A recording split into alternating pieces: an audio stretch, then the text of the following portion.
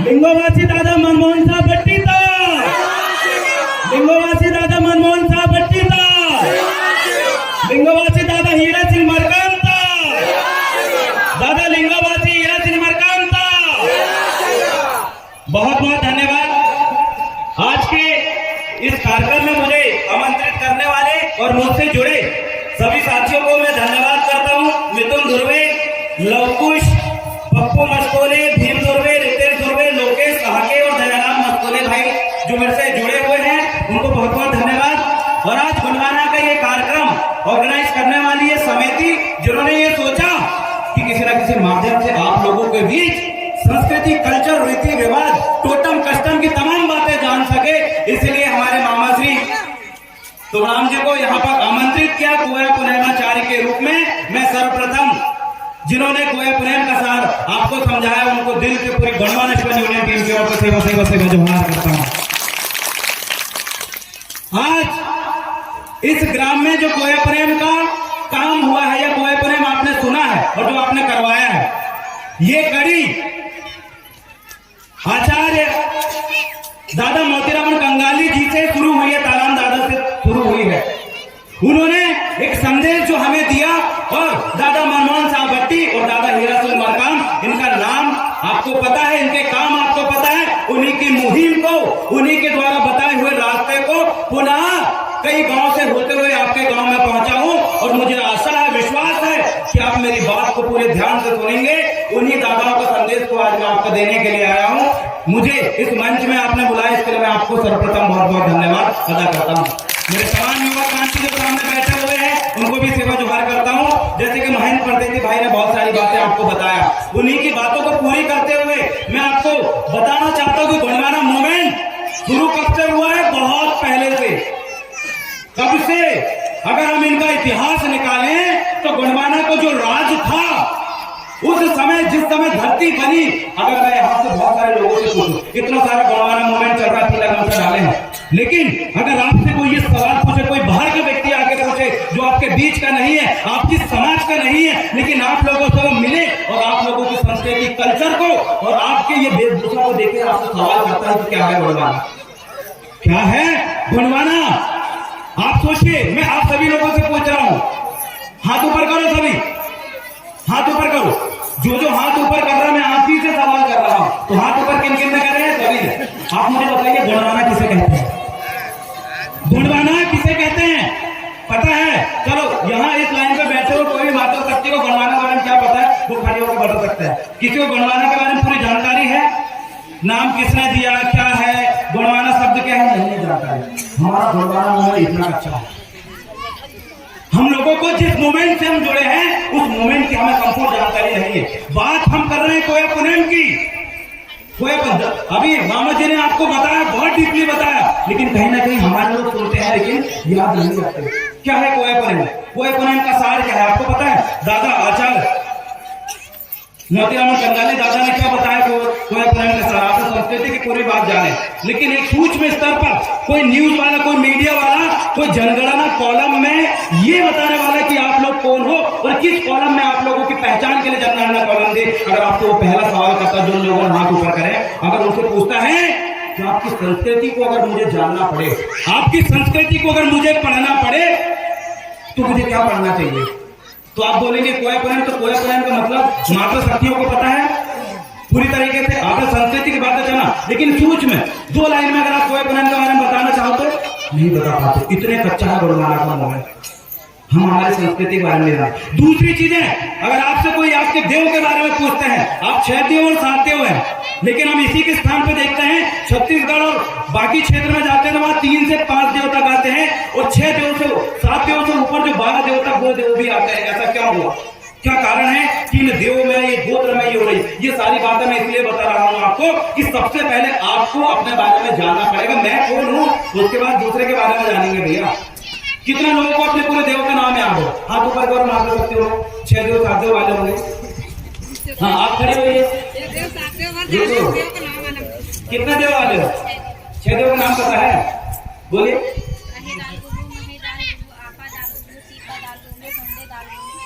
और इनका जो भूमिका होता है मतलब हम इनके लिए ताली बजाओ सबसे पहले।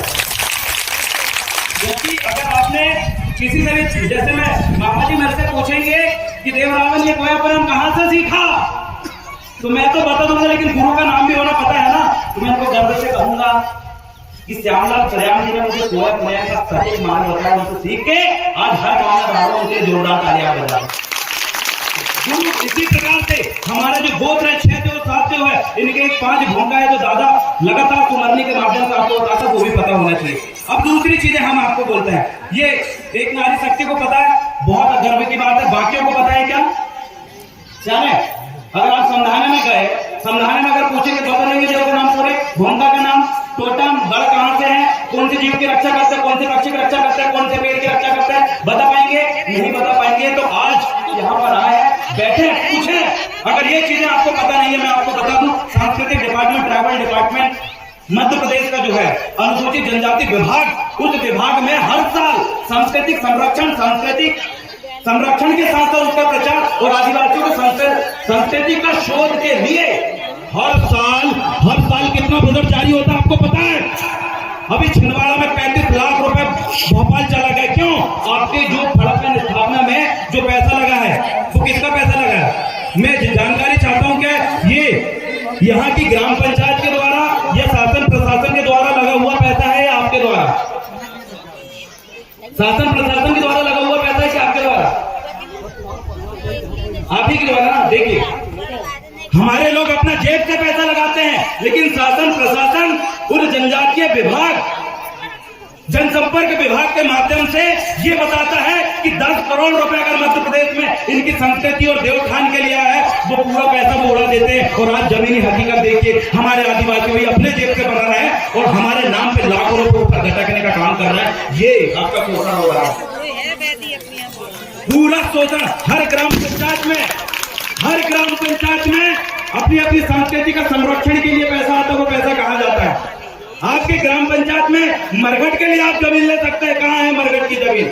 हमारे लोगों को ये जानकारी नहीं है। साथियों, ये बात मैं आपको इसलिए बता रहा हूं, इसीलिए समझा रहा हूं, क्योंकि आज कोयापुरम का कार्यक्रम चल रहा है। कोयापुरम के कार्यक्रम में सर्वप्रथम अगर आपको अपनी संस्कृति के बारे में जानकारी नहीं है और संस्कृति को डीपली, मैं जो दिल्ली जा रहा हूं ना, वो यही बताने के लिए जा रहा हूं कि हमें धर्म कॉलम चाहिए, सांस्कृतिक कॉलम चाहिए, या फिर इससे पहले जो हमारी पहचान का कॉलम का वो चाहिए। ये स्पष्टीकरण के लिए लगातार हम पढ़ने का और पढ़ाने का काम करते हैं। बहुत सारे युवा साथी हमारे साथ जुड़े हुए हैं, हर किसी युवा साथियों को हम यही समझाने का काम करते हैं। अगली बात मैं आपसे कहूंगा, हमारे भोंकाओं को, आपको पता होगा दूसरे धर्म में, चाहे वो मुस्लिम धर्म का हो या हिंदू धर्म के भोंकाओं का, कोविड के समय, जिस समय कोरोना चल रहा था, उस समय उनको सैलरी मिल रही थी, लेकिन पूछे हमारे भोंकाओं को मिली क्या? नहीं मिली। कहां गए वो नेता? कहां गए वो लोग जो विधायक और सांसद बने थे इस समाज का प्रतिनिधित्व करने के लिए? लेकिन उसी समाज का एक भोंका पंडा अपने जेब से पैसा लगा के जगह जगह जाके संस्कृति और कोयापुरम का और अपने धर्म का प्रचार कर रहा है, लेकिन उनको 1 रुपए भी पेंशन नहीं मिली। इसका सबसे बड़ा जिम्मेदार कौन है? हमारे क्षेत्र के विधायक, हमारे क्षेत्र के प्रतिनिधि जो अपने आप को जनसेवक कहते हैं, वो उन्होंने लूटने के लिए समाज को छोड़ो, हमारे समाज का मार्ग बताने वाले भूमिकाओं को भी लूटने में कोई कसर नहीं की। ऐसे लोगों को जवाब देना है आपको, और आपके क्षेत्र को, युवाओं को मजबूत करना, ये काम आप करो। बड़ा पेंटा, सजोर पेंटा। और अगली चीजें हमें बहुत सारी जानकारी, जैसे महेंद्र भाई ने बताया कि जमीन छीन रही है, हमसे क्या छीन रही है?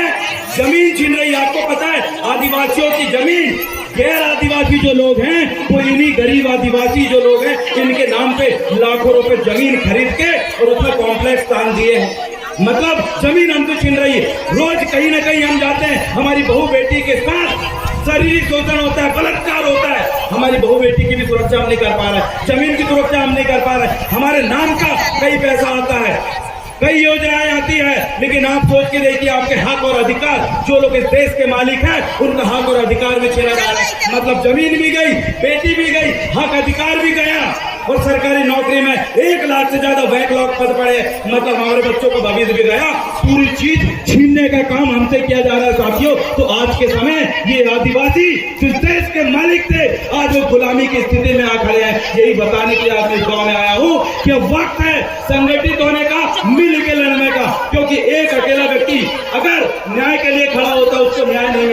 अगर वही एक उंगली मुट्ठी अगर बन जाए तो न्याय मिलने में ज्यादा समय नहीं लगता। तो मैं यही कहने के लिए आया हूँ कि अब वक्त आ चुका है संवैधानिक रूप से लड़ने के लिए, अब वक्त आ चुका है शिक्षित प्रशिक्षित होकर लड़ने के लिए। अगर मेरी मातृशक्तियों, मेरे बुजुर्गों, अगर हम पढ़े लिखे युवाओं के साथ साथ सभी लोगों को अपने साथ बैठाकर अगर न्याय अन्याय के लिए अगर हम लड़ेंगे तो एक सीख हमें मिलेगी, भविष्य में कहीं पर भी हम किसी के शोषण का शिकार नहीं होंगे। सजोर पेंता। और सबसे बड़ी दुख की बात यह भी है कि छत्तीसगढ़ के कोरबा जिला में मैं उन लोगों को चेतावनी देना चाहता हूं जो दादा हीरा सिंह मरकाम जी की प्रतिमा को खंडित करके फेंक दिए हैं। ये सबसे बड़ा कारण क्या हो रहा है? आज आपके सामने फड़ा पैन है, कुछ लोग इतने विरोधी हो जाते हैं आपके कि रातों रात फड़ा पैन को तोड़ देते हैं, हमारे पुरखों की मूर्ति को तोड़ देते हैं। उन लोगों को भी चेतावनी देना चाहता हूँ। आज के युवा शिक्षित है, प्रशिक्षित है, अगर किसी भी प्रकार से हमारे पुरखों की प्रतिमा को, अगर हमारी सांस्कृतिक धरोहर को अगर कब्जा करने की कोशिश की गई, छीनने की कोशिश की गई, तो कहीं से कहीं तक बख्शने का काम नहीं करेंगे। संविधान के पूरे अनुच्छेद हमने भी पढ़े हैं, अंतिम समय तक लड़ेंगे और न्याय दिला के रहेंगे। साथ ही ऐसे मूवमेंट के साथ हम आज आगे बढ़ रहे हैं। हर मातृशक्तियों को मैं कहना चाहता हूँ, हम बोल के नहीं बताते, जिस दिन आपको हमारी जरूरत पड़े तो एक बार मदद कीजिएगा। संविधान नियम कानून के साथ साथ हम लोग सारे तरीके से आपको मदद करने का काम करेंगे। इतना कहकर मैं अपना स्थान ग्रहण करता हूँ और बहुत बहुत धन्यवाद देना चाहता हूँ आज मेरे साथ आए तमाम साथियों का, जो मुझे इतनी गहनता से आपने सुना और हमारी लड़ाई धर्म, संस्कृति और स्वाभिमान को बचाने की है, उसको हम जरूर बचा के रहेंगे। तो मेरे साथ थोड़ी देर नारा लगाए, पंता, सेवा सेवा, पंता, सेवा सेवा।